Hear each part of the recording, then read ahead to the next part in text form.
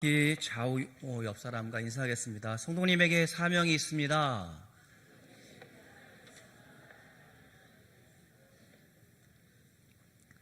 작가 비상의 시 어쩌면 오늘일지도 라는 시를 여러분들 같이 낭송을 했으면 좋겠는데, 제가 앞에를 하면 여러분들 뒤에 어쩌면 오늘일지도 이렇게 꼭 같이 후렴을 해주셔야 됩니다. 무슨 말씀인지 아시죠? 네, 방송실 띄워주시고요. 어쩌면 오늘일지도 1. 평생 3번 온다는 행운이 오늘날. 내게도 첫사랑은 시작되겠지. 훗날 후회하지 않으려면 무언가 시작해야 하는 날. 열매를 거두기 위해 나무를 심어야 하는 날. 보고 싶은 반가운 친구가 찾아오는 날. 맺힌 것을 풀어야 하는 날. 부모님께 효도할 수 있는 마지막 날. 언젠가 꼭 해야겠다고 생각한 일을 시작하는 날. 우리 주님 오시는 날.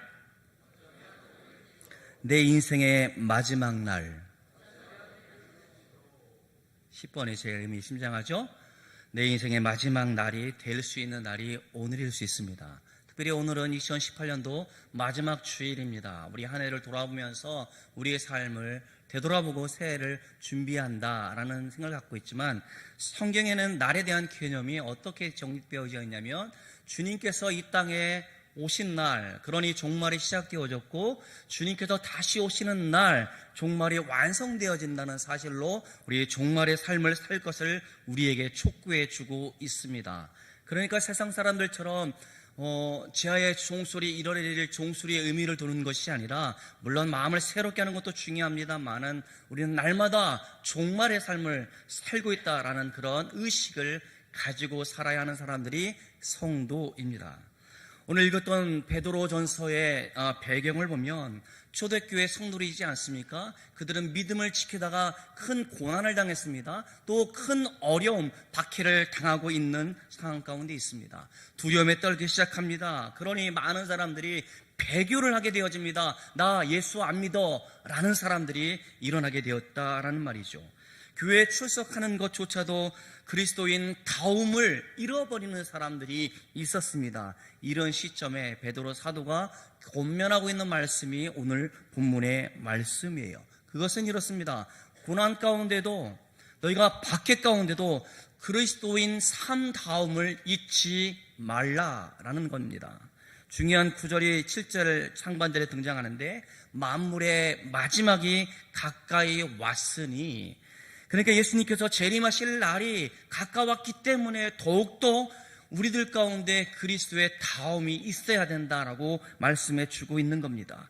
그러니까 베드로가 우리에게 말씀하시기를, 하나님의 말씀을 통해서 주시고자 하는 말씀은, 우리가 새 사람답게 살 수 있는 비결, 그것은 그리스도인 다움을 회복하라라고 말씀해 주고 있습니다.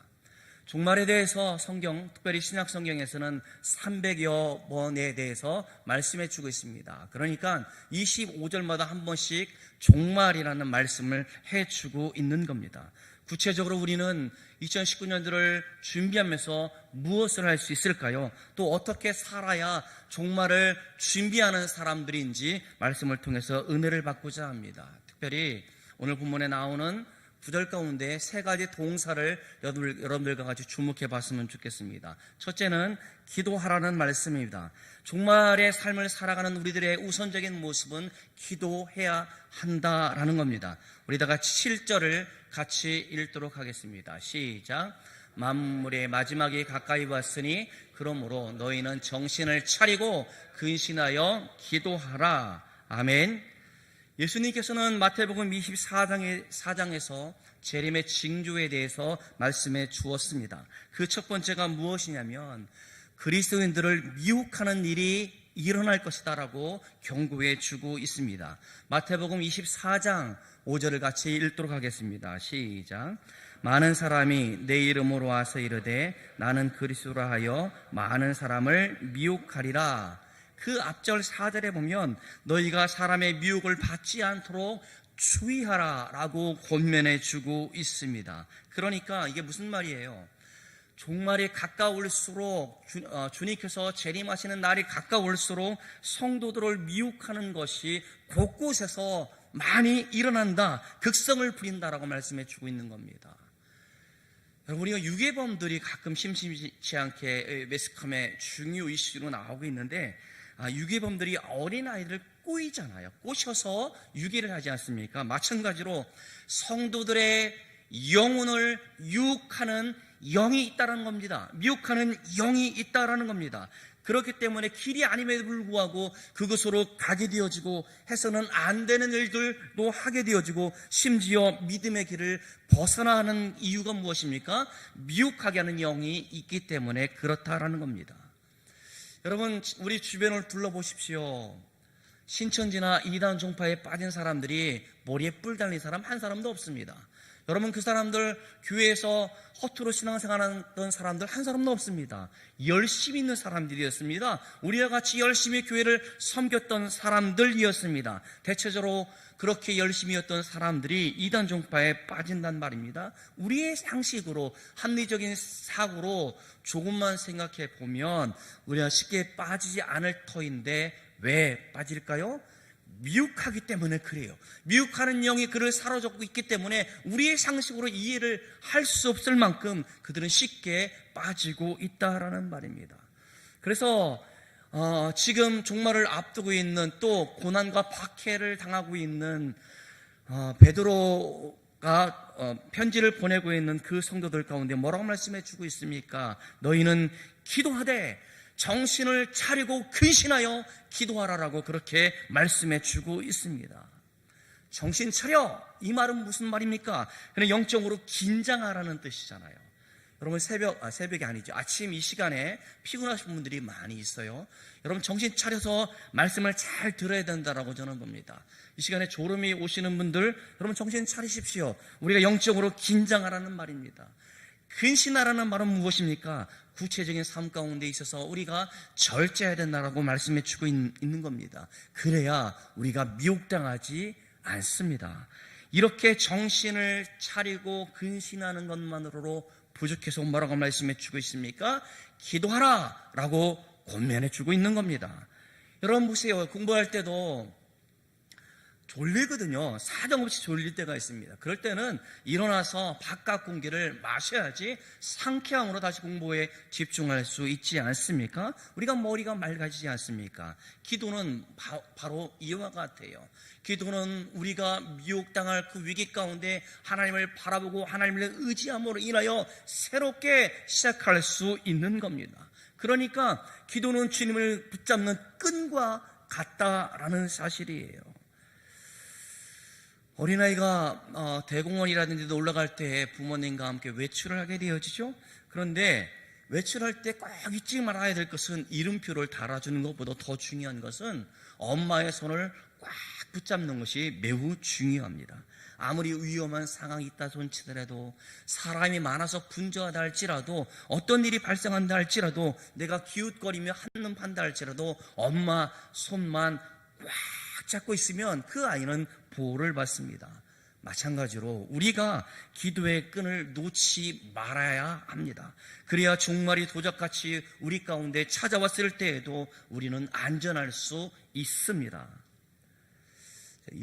가톨릭 신학자에게서 좀 그렇습니다만, 우리가 다 배우는, 신학교에서 배우는 사람이기 때문에 그래요. 한스 퀵이라는 사람, 교회론의 권위자인데, 이 사람이 그리스도인의 삶을 다루는 책을 썼어요. 무려 602페이지가 되는 책을 썼는데, 크리스천이 되는 것에 대하여라는 책을 썼습니다. 그런데 아쉽게도 그 크리스천이 되는 것에 대하여 그 내용 가운데 기도에 대해서 쓰지 않았습니다. 사람들이 그 이유를 물었습니다. 그랬더니 그가 말하기를 모르고 깜빡 잊어버렸습니다 라고 그렇게 이야기를 했다고 합니다. 이게 얼마나 궁색한 변명입니까? 어떤 경우에도 성도는 기도하는 것을 잊어서는 안 된다라는 겁니다. 성도라고 한다면, 크리스천이 되는 것에 대하여라고 우리가 글을 쓰고자 한다라고 한다면, 기도가 매우 중요한데도 불구하고 그것을 잊어버렸다니, 이런 궁색한 변명이 어디 있다라는 말입니까? 2018년을 맞이하면서 혹 여러분들 기도하는 것을 잃어버린 것은 아닙니까? 그것을 회복할 수 있기를 주님의 이름으로 축원합니다. 둘째는 사랑하라 말씀해 주고 있습니다. 종말론적인 삶을 사는 사람들 가운데 필요한 것이 서로 사랑하는 것이라고 말씀해 주고 있어요. 우리 다 같이 8절을 읽겠습니다. 8절 시작.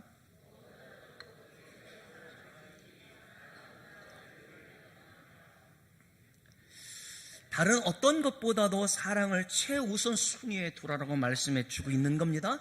형식적으로 그냥 사랑한다고 말하는 것이 아니라 진지하고 뜨거운 마음을 가지고 사랑하라고 그렇게 권고해 주고 있는 겁니다. 왜요? 종말에 다가올수록 사랑이 식어지기 때문에 그렇다라는 겁니다. 사랑이 식어지면 여러분 차가워요. 우리가 바라볼 때 사랑의 눈으로 바라보는 것이 아니라 눈이 마주할 때 하는 이런 싸하는 그런 느낌이 든단 말입니다. 꽁꽁 얼어붙게 만든다는 것이죠. 은비자매가 결혼을 합니다만은 결혼을 하는 이유는 딱 하나, 사랑하기 때문에 그렇습니다. 여러분, 사랑하기 때문에 우리가 결혼을 하게 되어지는데, 여러분 연인들이 사랑에 불 붙었으면 서로를 바라볼 때에 여러분 절대로 단점은 보이지 않습니다. 좋은 것만 보인다라는 사실, 여러분 맞죠? 결혼 안 해보셔서 모르는구나. 여러분, 좋은 것만 보이기 때문에 결혼해요. 여러분, 안 좋은 것 보이면 그거 어떻게 감당하겠습니까? 결혼 못할 겁니다. 그런데 부부로 살다 보면 우리가 물론 우리가 심리학적으로나 여러 정신과학적으로 도파민이 우리가 1년밖에 안 나온다면서요. 사랑이 식어지게 되옵니다. 서로를 바라볼 때 무엇이 눈에 들어옵니까? 예전에 연애할 때는 안 보였던 단점이 우리 눈에 들어오게 된단 말입니다. 그래서 미워요. 그래서 별로 마음에 들지 않습니다. 심지어 아줌마들이 말하기를 왼수라고도 합니다. 이런 표현을 쓰는 것, 여러분 이것이 우리들이 우스갯소리가 아니라 말세의 특징이 사랑이 식어진다는 겁니다. 갈등이 증폭되어지고 서로를 배려하는 마음이 없어진다는 겁니다. 점점 더 각박하여지고 가난한 사람들에 대한 사랑의 마음이 식어지는 시대가 종말의 시대라는 겁니다. 그렇기 때문에 마지막 날이 다가옴을 깨달으면서 뜨겁게 서로 사랑하라 라고 그렇게 말씀해 주고 있습니다. 우리 그리스도인의 마음에도 사랑이 식어질 수 있기 때문에 권면하기를 뜨겁게 사랑하라고 그렇게 권면해 주고 있는 겁니다. 뜨겁다라는 것은 미지근한 것이 아니잖아요. 여러분, 우리가 물을 마실 때에도 제가 알아요. 어릴 때 시골에 나무를 떼지 않습니까? 나무를 떼서 소죽을 끓이기 위해서 물을 끓여요. 물을 끓이는데 그 물을 가지고 우리가 세수를 하게 되어지는데 이게 이제 급하다 보니까 물은 안 나오죠. 수돗물이 우물물이 얼어가지고 안 나와요. 그래서 그 물을 먹게 되어지거든요. 속아 먹는 물을 먹었어요. 근데 그 물이요 미지근하잖아요. 그 참 오묘한 맛이 납니다. 여러분, 이게 미지근한 것이 아니라 뭐라고 말씀해 주고 있냐면 뜨겁게, 다른 말로 열정적으로 사랑하라고 그렇게 권면해 주고 있는 겁니다. 적극적으로 대처하지 않는다라고 한다면 나도 모르는 사이에 눈에서 찬바람이 싱하게 나갑니다. 우리 성도들을 바라볼 때 긍휼의 마음으로 바라보지 않습니다. 그러기에 우리가 종말이 가까울수록 내 자신을 돌아보면서 적극적으로 내가 사랑하고 있는가 돌아봐야 하는 것이 필요한 시대를 살아가고 있습니다. 암 권위자 이병옥 박사는 암을 이기고자 하는 처방전, 그 마음가짐에 대해서 말씀해 주고 있습니다. 암세포는 원래 정상세포였습니다. 그런데 이 세포가 사랑을 받지 못했기 때문에 이 정상적인 세포가 돌연변이 세포가 되어진다고 합니다. 그래서 다른 세포의 영양분을 다 빼앗고 자신은 죽으면서 무한대로 이 세포를 번식한다라고 이야기를 합니다. 그래서 우리가 쓰는 말로 암적 존재라고 하고 있죠. 굉장히 무서운 사람을 암적인 존재라고 이야기를 하고 있습니다.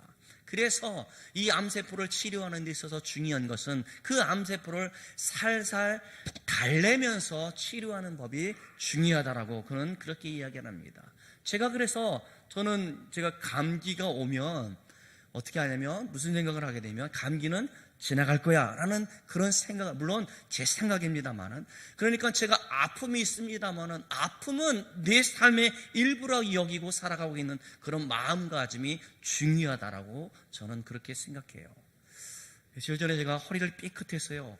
이게 예전에 교통사고 난 이후에 갑자기 무거운 것을 아무 생각 없이 들 때는 갑자기 허리가 두두둑 하는 소리가 들립니다. 그게 여러분 허리 아픈 게 굉장히 고급병이잖아요. 표시도 안 나요. 그러니까 늘 인상만 쓰는 거죠. 그랬는데 제가 어제 여기에서 그 낭독을 했잖아요.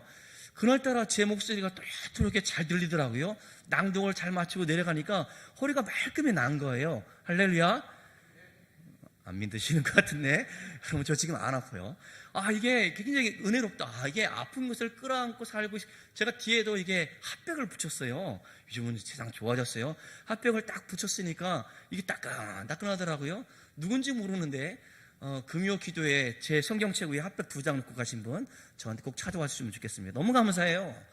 자, 이걸 딱 붙이고 나니까 따뜻하기도 하고 말이죠. 나도 모르게 허리 아픈 게 금세 낫게 되어졌습니다. 마음가짐이 끌어안고 사는 겁니다. 이게 뭐냐면 우리가 세상을 살아갈 때 부족한 것도 많고 별별 없는 사람이다 할지라도 우리가 그 사람을 바라볼 때에는 우리가 품을 수 있는 그것이 사랑의 마음이지 않겠나 싶습니다. 이 이유가 무엇입니까? 사랑은 허다한 죄를 덮기 때문이다라고 말씀해 주고 있습니다. 우리 잠언 10장 12절 말씀을 같이 읽어보도록 하겠습니다. 시작. 미움은 다툼을 일으켜도 사랑은 모든 허물을 가리느니라. 아멘. 셰익스피어가 말하기를 사랑은 장님이 되는 것이다 라고 말하고 있습니다. 이게 무슨 말이에요? 잘 모르고 하는 것이 사랑이다 라고 말씀해 주고 있습니다. 여러분, 현미경은 굉장히 작은 것을 바라보는 안경이지 않습니까? 현미경을 통해서 제 손에 묻어있는 이 더러운 것들, 나쁜 것들이 다 보이지 않겠습니까? 내가 미워하는 사람이 있다라고 한다면 그 사람을 현미경으로 보는 것과 같은 겁니다.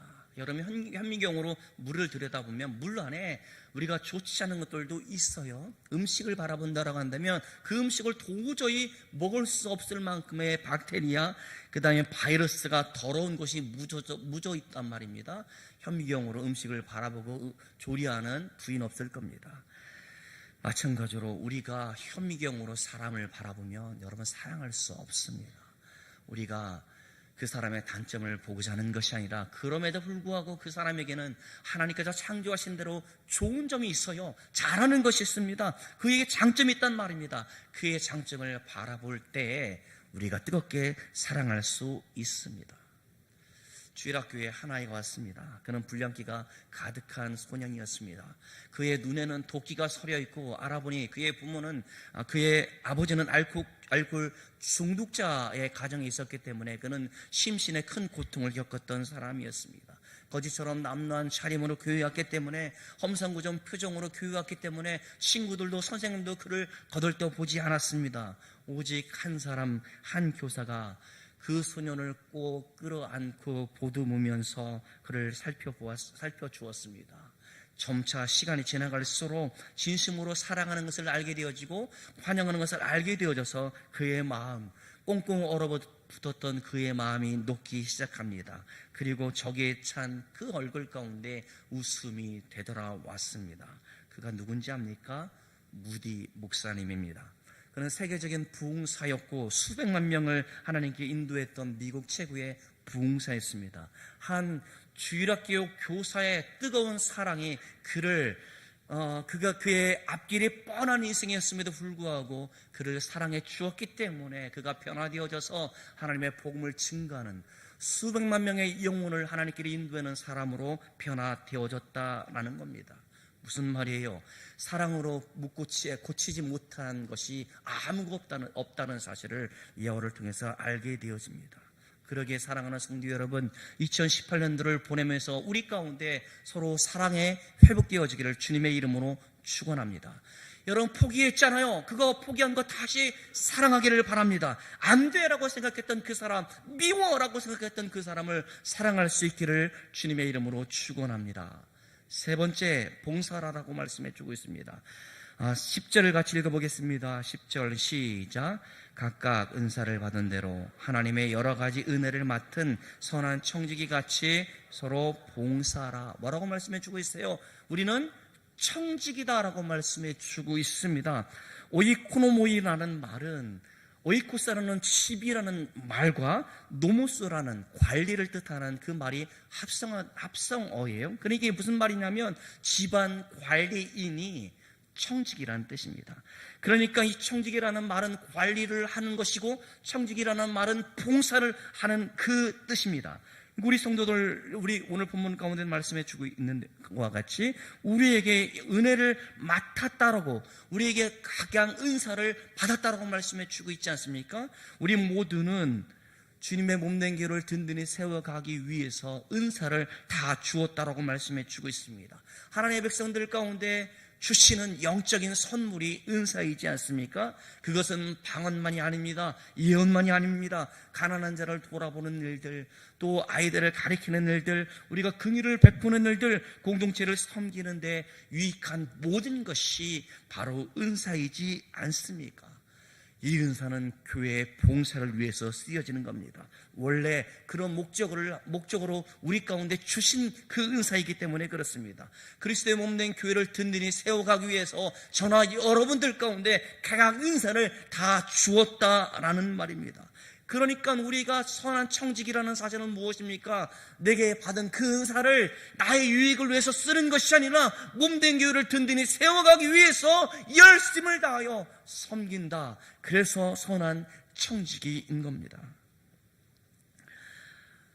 교회의 본질은 봉사라고 말한 신학자가 있습니다. 그리고 이게 무슨 말이냐면 성도라면 당연히 봉사를 해야 된다는 말입니다. 그렇지 않다라고 한다면 언제나 교회에 올 때마다 손님일 수밖에 없다는 뜻이겠죠. 저는 여러분 이름을 부를 때마다 여러분들의 표정을 살폈는데 어떤 분들은 아무런 감동이 없어요. 나 같은 사람을 이렇게 봉사자로 불러주셔서 얼마나 감사한지 여러분들 그렇게 표현해 주시면 안 되겠습니까? 왜?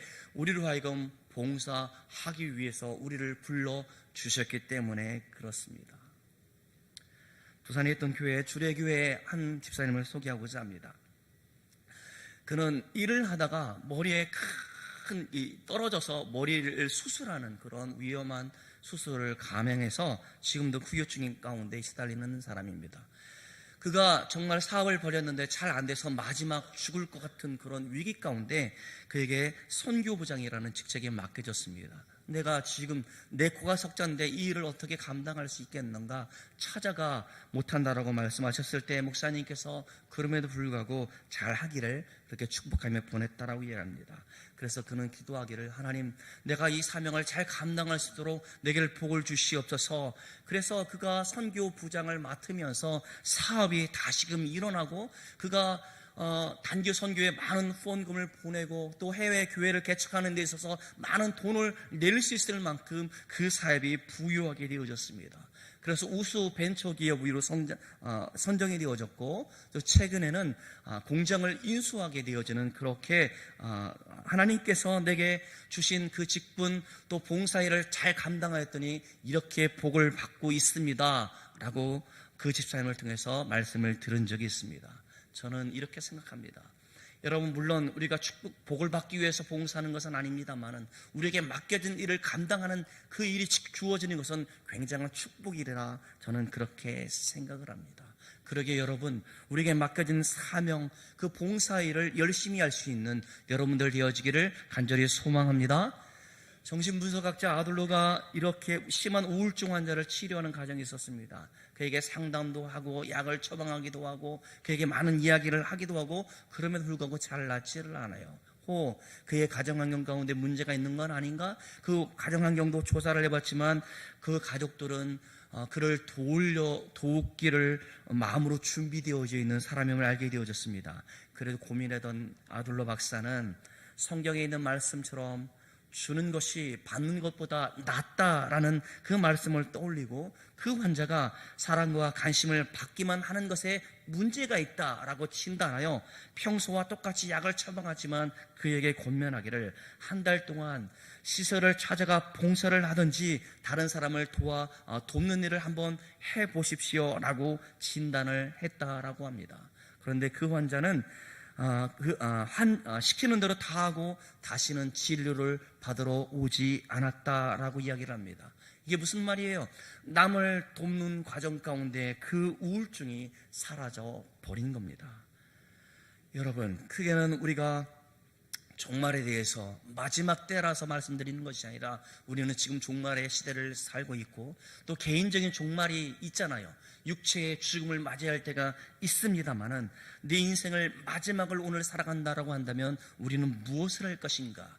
그것이 하나님께서 내게 요구하시는 것이라면, 그것이 내게 주어진 사명이라고 한다면 나는 무엇을 할까? 하늘 소망을 바라면서 살아가는 신앙인이라고 한다면 나는 오늘 무엇을 할까에 대해서 여러분들과 같이 말씀을 나누었습니다. 오늘 하나님께서 분명히 말씀하시면 뭐라고 말씀해 주고 있습니까? 만물의 마지막이 가까이 왔으니 그러므로 너희는 정신을 차리고 근신하여 기도하라. 열심히 뜨겁게 사랑하라. 각각 은사를 받은 청지기답게 봉사하라라고 말씀해 주고 있습니다. 이것이 종말을 맞이하는 우리들의 신앙인들의 삶의 모습 세 가지이지 않겠나 싶습니다. 사랑하는 성도 여러분, 우리에게 종말이 있음을 여러분 분명히 기억하시고 잊지 마시길 바랍니다. 그것이 주님의 재림이든 우리의 죽음이든 간에 반드시 우리가 피할 수 없다는 사실을 잊지 마십시오. 그리고 그날을 준비하며 사시길 바랍니다. 이것이 이 지금 오늘을 살아가는 우리 그리스도인들 가운데 있어야 될 종말론적인 삶의 태도일 겁니다. 그래서 우리에게 힘써야 할 것을 뭐라고 권면해 주고 있습니까? 기도하라고 말씀해 주고 있습니다. 우리를 주님 곁에 묶어두기 위해서 기도하라고 말씀해 주고 있고, 두 번째 뭐라고 말씀해 주고 있습니까? 사랑하라고 말씀해 주고 있습니다. 점점 사랑이 식어가는 시대를 살고 있기 때문에 우리들 하여금 뜨겁게 사랑하라고 말씀해 주고 있습니다. 마지막 봉사하라고 말씀해 주고 있습니다. 우리에게 주신 물질들, 시간들, 우리의 몸을 다하여 주님의 교회를 든든히 세워가는 데 있어서 여러분들 사용받기를 바랍니다. 하나님이 기뻐하시는 일이기 때문에 그렇습니다. 11절에 말씀하고 있는 것처럼 하나님의 영광을 받으시게 하기 위해서 우리를 그렇게 봉사하기를 원하신다라고 말씀해 주고 있습니다. 계시록 20장 22절에 아멘 주 예수여 어서 오시옵소서. 이것은 우리가 그날을 기대하는 사람들 가운데 은혜로운 말씀일 겁니다. 이러한 종말의 의식을 가지고 살아가는 사람들, 이 땅에서의 사명이 내 안에 있다는 사실, 기도하라, 사랑하라, 봉사하라는 것을 잊지 않고 성실히 감당할 수 있는 사람들일 겁니다. 그러기에 2018년을 마감하면서 2019년도에도 여러분들 그날이 마지막이라는 사실을 기억하면서 하나님께 영광이 되는 삶을 살기 위하여 사명을 감당할 수 있는 저와 여러분들 되어지기를 주님의 이름으로 축원합니다. 기도하겠습니다. 하나님 아버지, 오늘 하루를 살아갈 수 있도록 은총을 베풀어 주심을 진실로 감사함을 드립니다. 하나님, 세상 사람들처럼 아무런 목적도 없이 의미도 없이 살아가는 것이 아니라 오직 우리로 하여금 하나님의 영광을 위해서 살아갈 수 있도록 1년 동안 붙들어 주셨사오니 새해를 준비하면서 다시금 우리의 사명이 무엇인지 하나님 기억할 수 있도록 우리를 붙들어 주옵소서. 하나님, 기도할 때마다 기도의 능력으로 우리를 붙들어 주셨기를 원하오며 하나님, 주의 사랑으로 뜨겁게 사랑하는 성도를 될 수 있도록 붙들어 주셔서 우리의 가정, 우리의 교회, 이 사회 국가가 하나님의 사랑이 넘치는 그러한 국가, 가정, 교회가 되어질 수 있도록 주여 붙들어 주옵소서. 하나, 오늘 새로운 직원들이 임명되어졌습니다. 봉사자들로 불러주셔서 진실로 감사함을 드립니다. 하나님, 내가 할 수 있는 것이 아무것도 없지만 기도할 수 있고 사랑할 수 있고 봉사할 수 있기에 하나님 겸손한 마음으로 주 앞에 나아갑니다. 내 가진 모든 것을 주님께 드리며 쓰임받기를 원하오니 나를 통하여 하나님께 영광에 되어질 수 있도록 주여 우리를 사용하여 주옵소서. 감사드렸고 예수님의 이름으로 기도드리옵나이다. 아멘.